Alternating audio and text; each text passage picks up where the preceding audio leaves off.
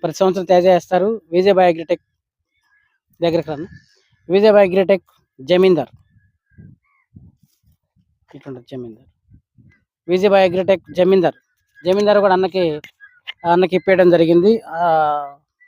మిరపిత్తనాలు ఈ సంవత్సరం ఇది వేశారు మిరప. ఇందులో మంచి దిగుబడి వచ్చింది.